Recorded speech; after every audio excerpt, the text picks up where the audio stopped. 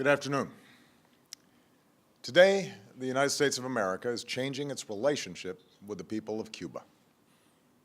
In the most significant changes in our policy in more than 50 years, we will end an outdated approach that for decades has failed to advance our interests, and instead, we will begin to normalize relations between our two countries.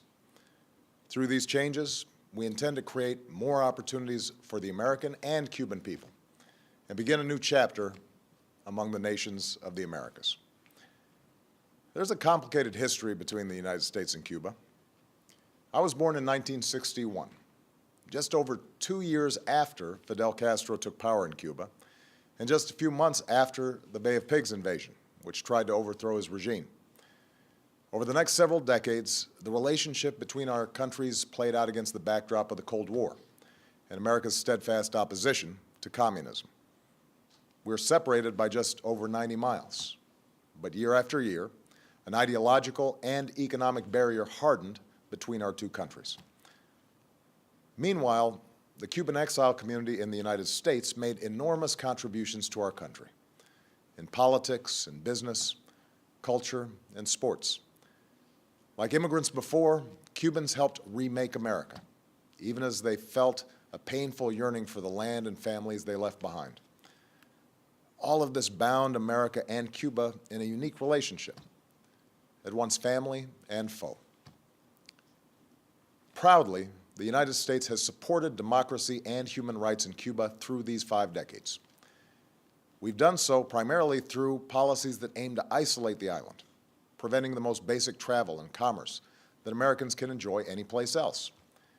And though this policy has been rooted in the best of intentions, no other nation joins us in imposing these sanctions, and it has had little effect beyond providing the Cuban government with a rationale for restrictions on its people. Today, Cuba is still governed by the Castros and the Communist Party that came to power half a century ago. Neither the American nor Cuban people are well served by a rigid policy that's rooted in events that took place before most of us were born. Consider that for more than 35 years, we've had relations with China, a far larger country also governed by a Communist Party. Nearly 2 decades ago, we reestablished relations with Vietnam, where we fought a war that claimed more Americans than any Cold War confrontation. That's why, when I came into office, I promised to re-examine our Cuba policy. As a start, we lifted restrictions for Cuban Americans to travel and send remittances to their families in Cuba. These changes, once controversial, now seem obvious. Cuban Americans have been reunited with their families and are the best possible ambassadors for our values. And through these exchanges, a younger generation of Cuban Americans has increasingly questioned an approach that does more to keep Cuba closed off from an interconnected world. While I've been prepared to take additional steps for some time, a major obstacle stood in our way: the wrongful imprisonment in Cuba of a U.S. citizen and USAID subcontractor, Alan Gross, for 5 years. Over many months, my administration has held discussions with the Cuban government about Alan's case and other aspects of our relationship. His Holiness Pope Francis issued a personal appeal to me and to Cuba's President, Raul Castro, urging us to resolve Alan's case and to address Cuba's interest in the release of 3 Cuban agents who've been jailed in the United States for over 15 years. Today, Alan returned home, reunited with his family at long last. Alan was released by the Cuban government on humanitarian grounds. Separately, in exchange for the 3 Cuban agents, Cuba today released one of the most important intelligence agents that the United States has ever had in Cuba, and who has been imprisoned for nearly 2 decades. This man, whose sacrifice has been known to only a few, provided America with the information that allowed us to arrest the network of Cuban agents that included the men transferred to Cuba today, as well as other spies in the United States. This man is now safely on our shores. Having recovered these 2 men who sacrificed for our country, I'm now taking steps to place the interests of the people of both countries at the heart of our policy. First, I've instructed Secretary Kerry to immediately begin discussions with Cuba to reestablish diplomatic relations that have been severed since January of 1961. Going forward, the United States will reestablish an embassy in Havana, and high-ranking officials will visit Cuba. Where we can advance shared interests, we will, on issues like health, migration, counterterrorism, drug trafficking, and disaster response. Indeed, we've seen the benefits of cooperation between our countries before.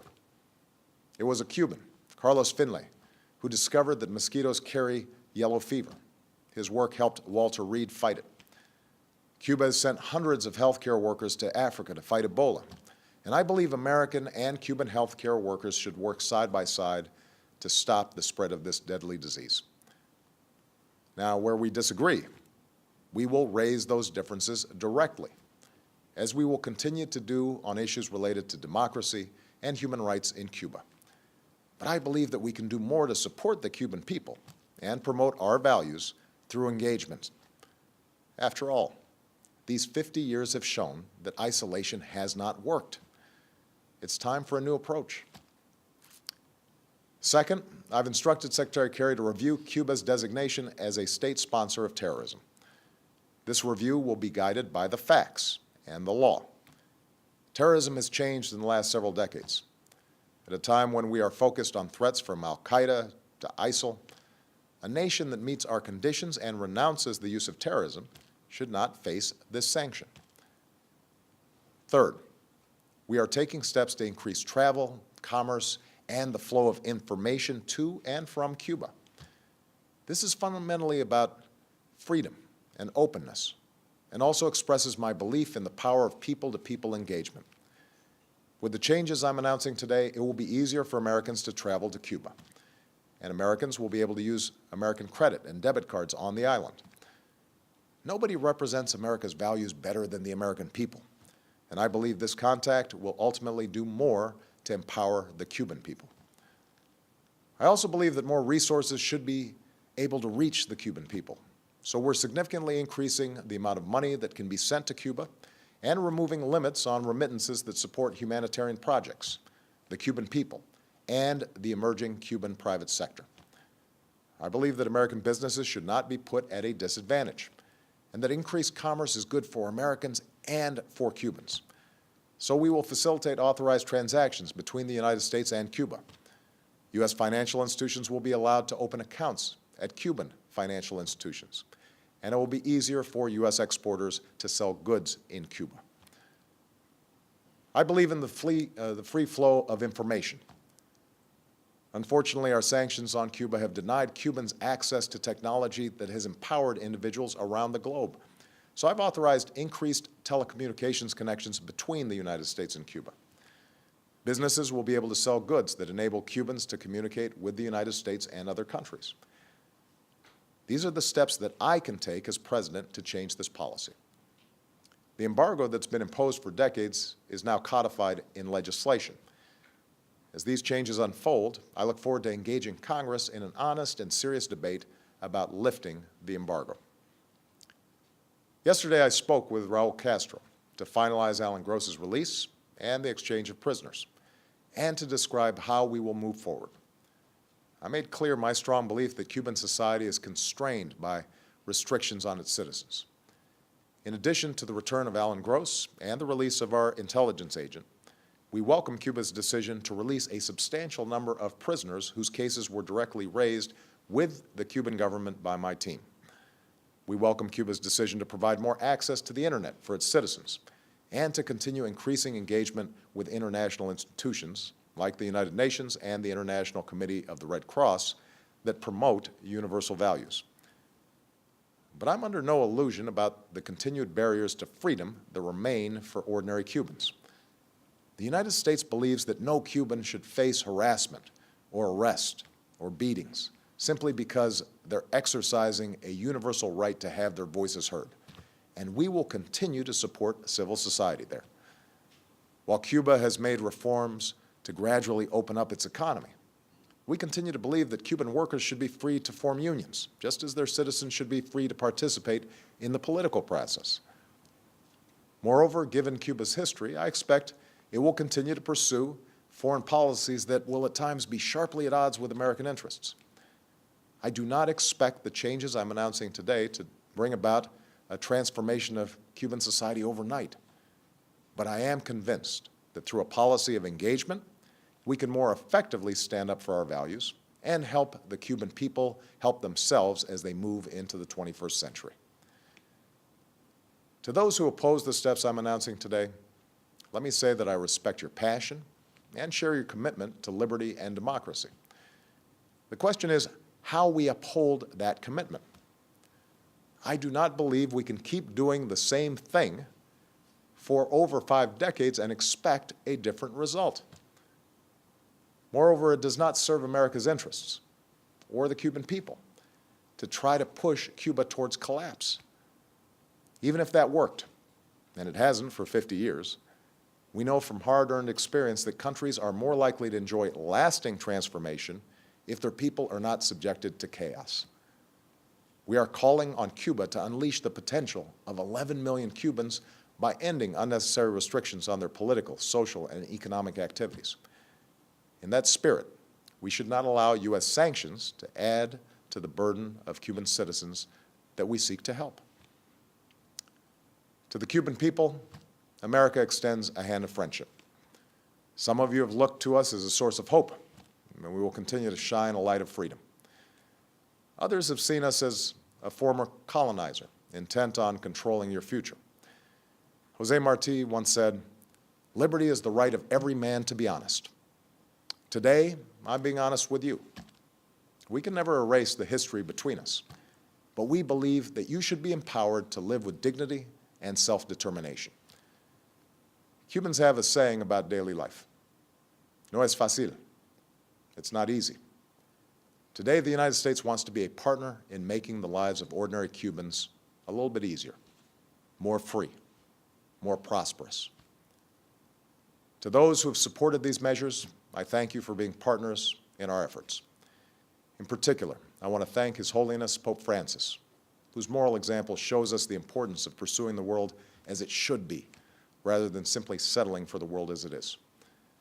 The Government of Canada, which hosted our discussions with the Cuban government, and a bipartisan group of congressmen who've worked tirelessly for Alan Gross's release and for a new approach to advancing our interests and values in Cuba. Finally, our shift in policy towards Cuba comes at a moment of renewed leadership in the Americas. This April, we are prepared to have Cuba join the other nations of the hemisphere at the Summit of the Americas. But we will insist that civil society join us so that citizens, not just leaders, are shaping our future.